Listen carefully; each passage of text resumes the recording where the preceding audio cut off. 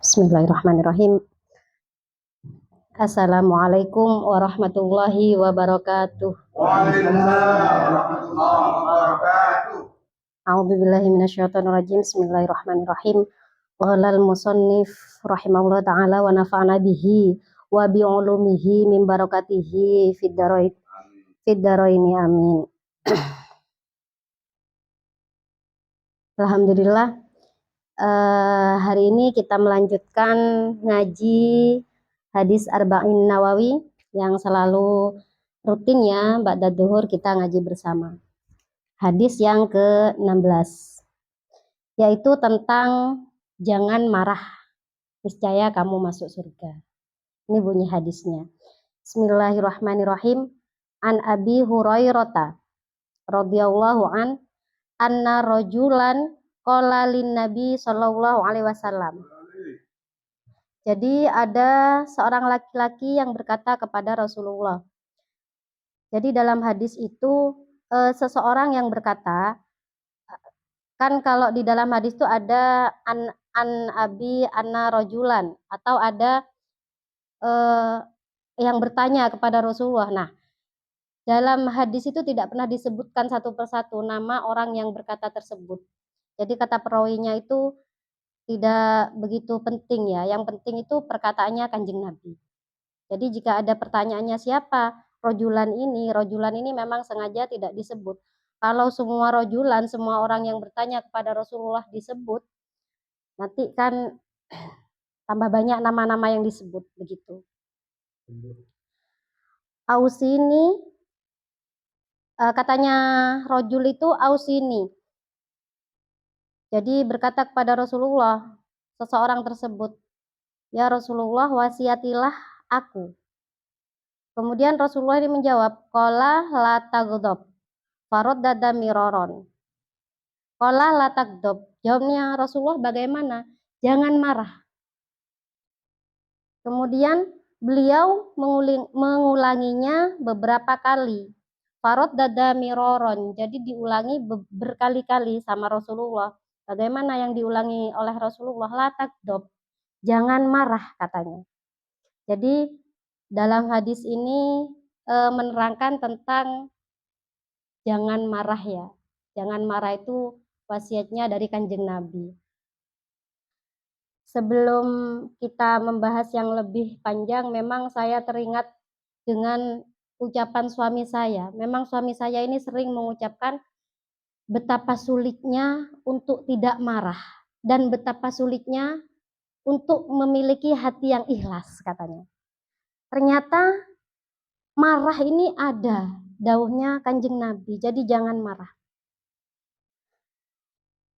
Dari hadis ini kita sebagai orang muslim itu diajarkan untuk tidak marah, untuk memiliki akhlak yang mulia.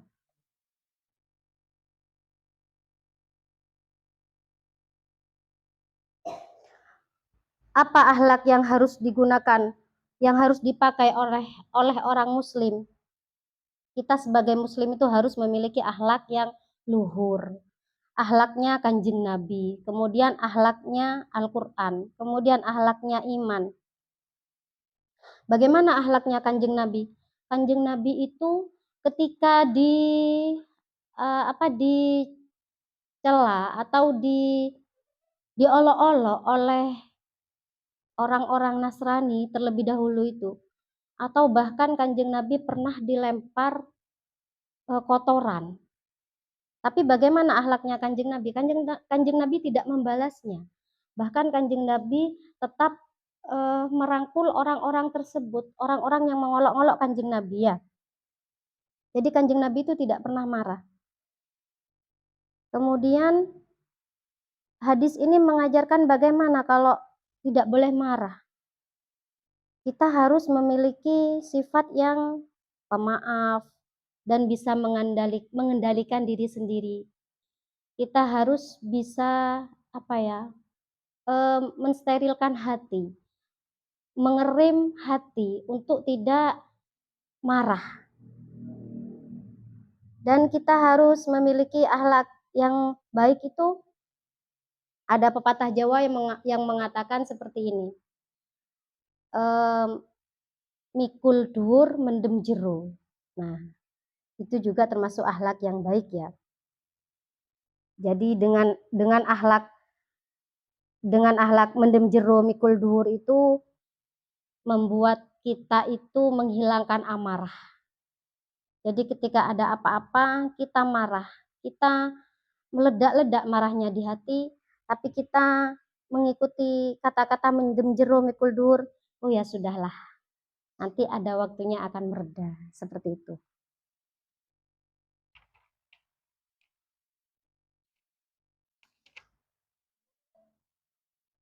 Kemudian marah ini juga merupakan sifat yang menjadi pangkal kejahatan.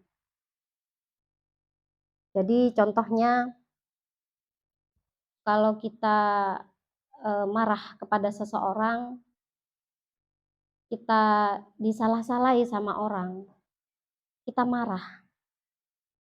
Nah, kalau kita tidak bisa mengendalikan amarah kita, maka akan menimbulkan perbuatan kejahatan dari kita sendiri. Kalau sudah seperti itu, maka kita sudah dikuasai oleh setan ya. Bagaimana cara meredakan amarah ini? Cara meredakan amarah di sini seperti tadi, kita harus memiliki akhlak yang berbudi luhur.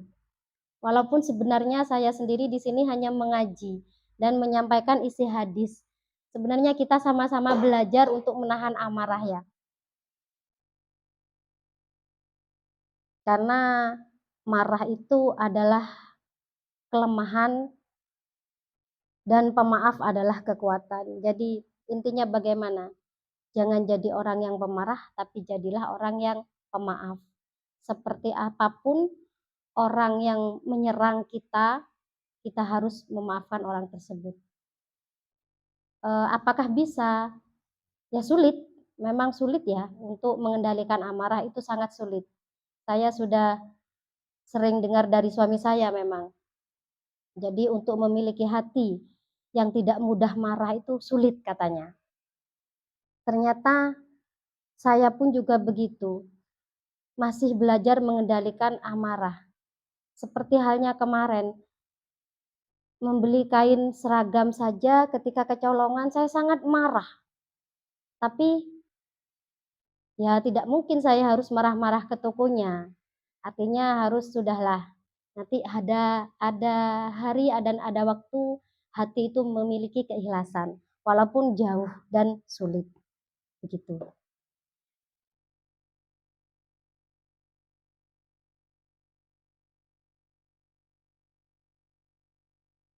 Marah itu merupakan hawa nafsu ya.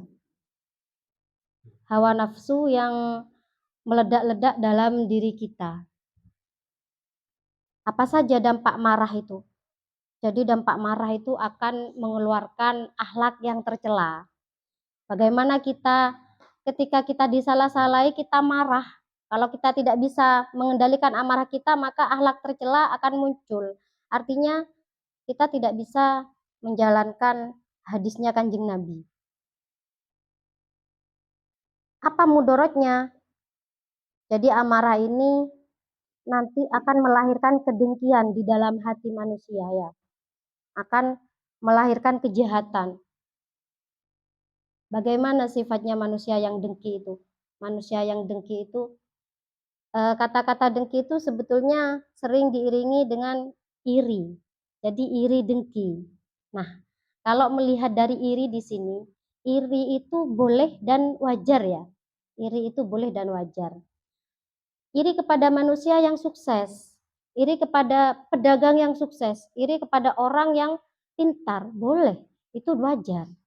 Akan tetapi harus dijadikan semangat. Oh ya, dia itu sukses karena bekerja keras, maka saya harus bekerja keras juga. Jangan didampingi dengan kedengkian. Jadi kalau iri dengki, irinya didampingi dengan kedengkian, nanti akan menimbulkan sebuah amarah, sebuah kejahatan. Nah, di sini ini ujian kita untuk bisa menjalankan hadisnya Kanjeng Nabi tadi yang diwasiatkan kepada seseorang, yaitu la taghdab, jangan marah.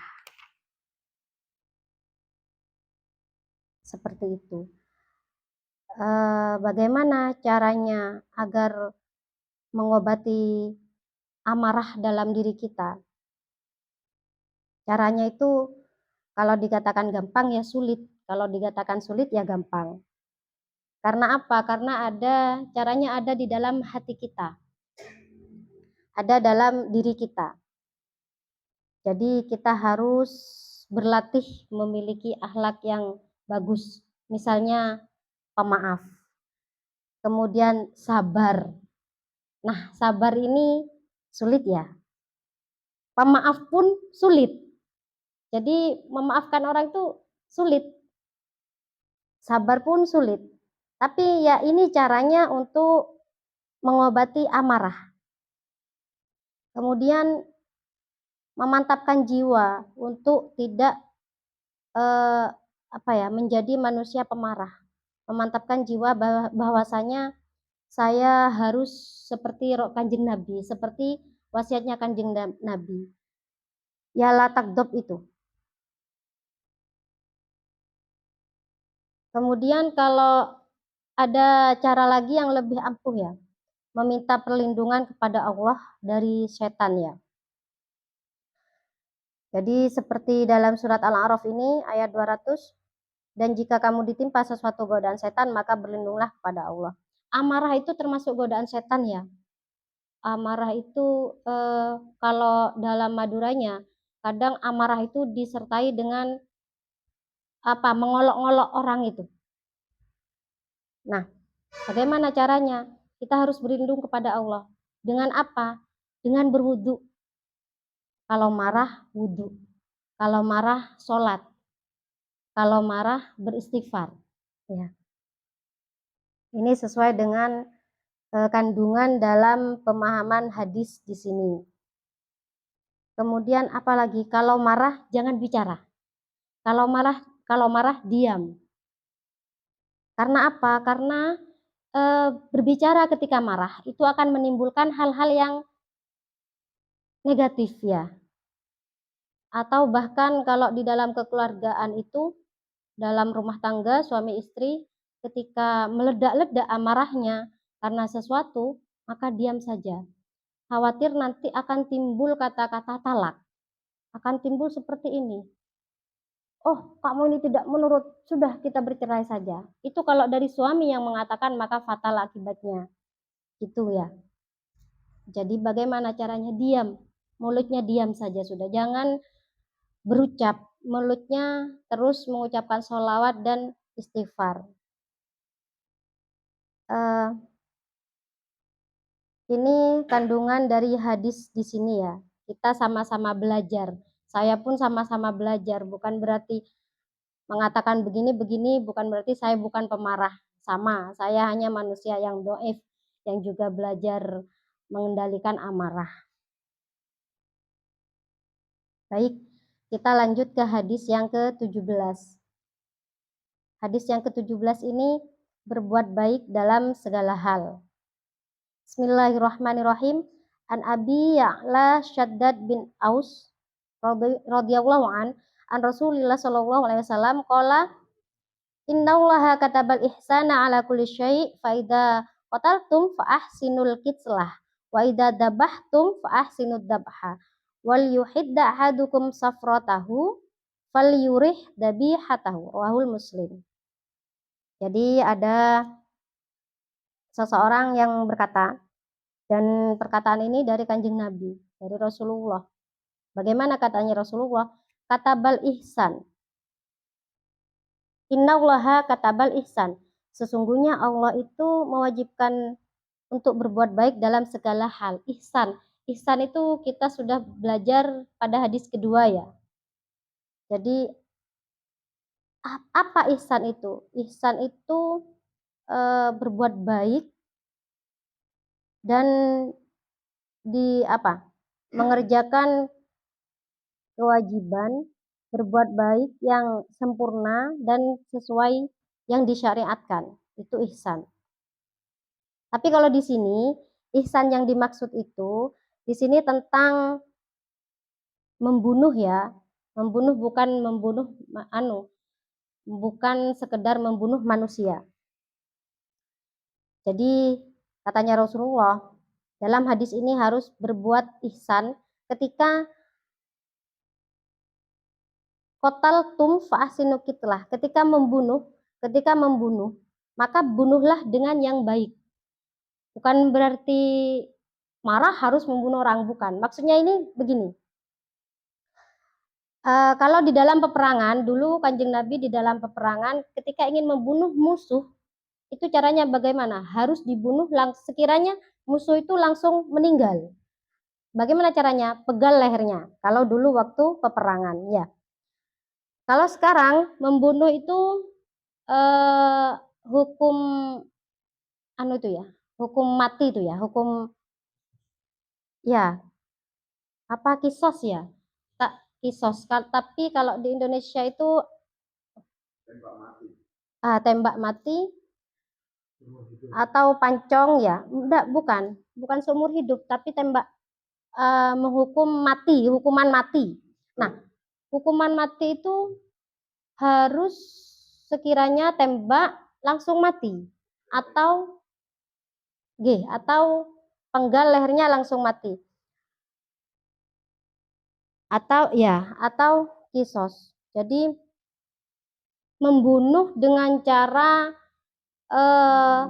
menyakiti terlebih dahulu itu tidak boleh. Membunuh dengan mutilasi itu tidak boleh. Ya. Jadi kalau ada orang yang membunuh orang lain dengan cara dimutilasi itu tidak boleh ya. Jadi membunuh itu harus dengan yang baik. Artinya ketika membunuh harus langsung mati. Bukan membakar manusia hidup-hidup. Itu tidak boleh. Atau misalkan ketika melihat seperti itu loh, seperti ceritanya siapa yang di Bali itu? Imam Samudra, ya. Imam Samudra mengebom karena tidak mau melihat kemungkaran, akhirnya kemungkaran itu dibom. Itu tidak boleh. Jadi membunuh itu tidak boleh dengan ngebom karena masih menyakiti, atau membakar hidup-hidup itu tidak boleh. Mengubur hidup-hidup itu tidak boleh. Jadi membunuh itu sekiranya tebas langsung mati, tembak langsung mati, begitu. Dan tidak boleh mengurung manusia, bukan hanya manusia ya, tapi hewan. Ini manusia dulu, membunuh dulu, bukan menyembelih.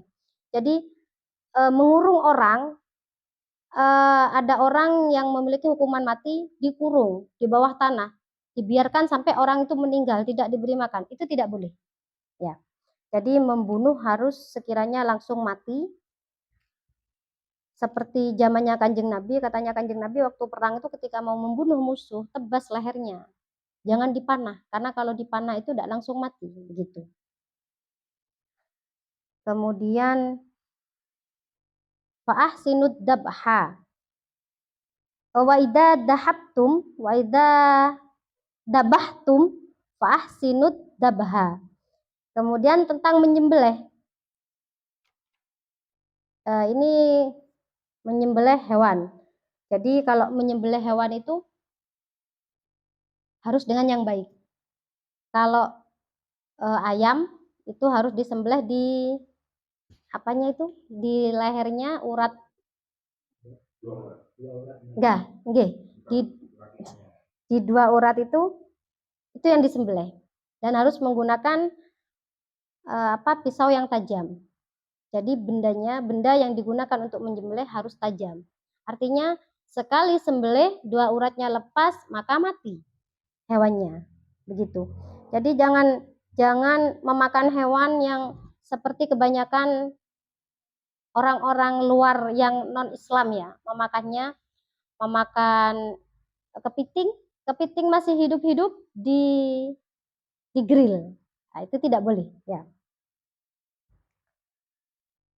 Atau sapi itu sapi hidup-hidup dikuliti, dibuat sosis. Itu tidak boleh. Makanya kenapa tempat-tempat menyembelih hewan sekarang harus memiliki sertifikasi halal ya. Ya karena itu, karena di sertifikasi halal itu ada apa? Ada materinya, ada tahapannya. Cara yang menyembelih yang benar itu seperti ini. Kemudian begini, tahapannya begini, diajari sampai nanti dikeluarkan sertifikasi halalnya untuk penyembelihan hewan tersebut. Rumah potong hewan ya, RPH atau RPU, begitu. Kenapa sampai sedemikiannya? Karena ya katanya Kanjeng Nabi tadi, idza dabahtum fa ahsinud dabaha. Jadi kalau menyembelih maka harus menyembelih dengan baik.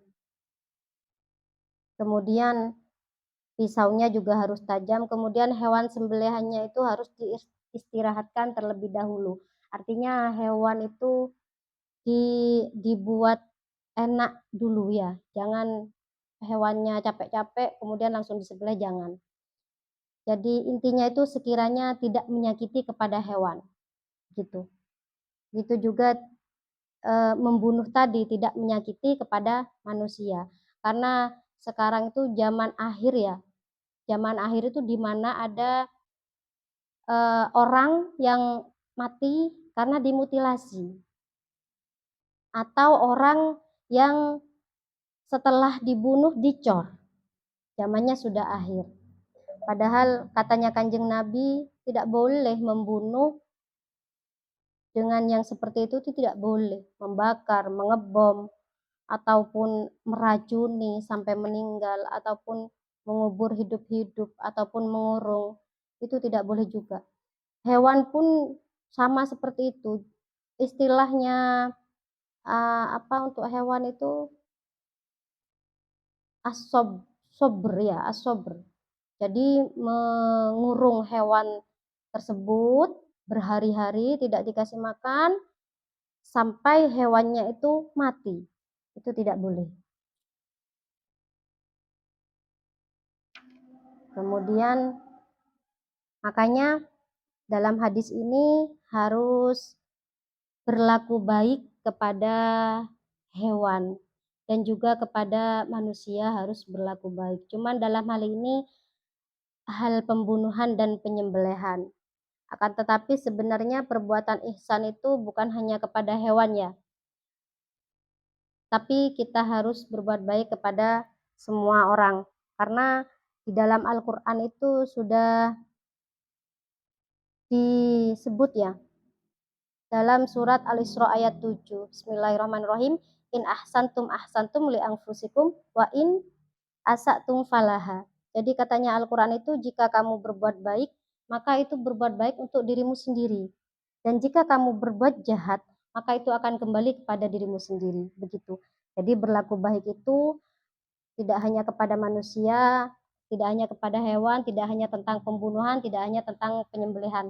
Tapi semua kehidupan kita harus dilakukan dengan perbuatan yang baik. Perbuatan yang tanpa amarah. Perbuatan yang tanpa akhlak-akhlak yang jelek. Seperti itu saja dari saya.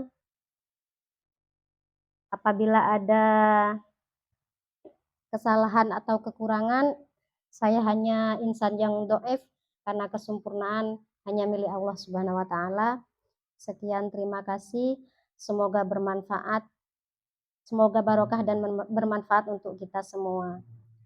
Akhirul kalam, wassalamualaikum warahmatullahi wabarakatuh.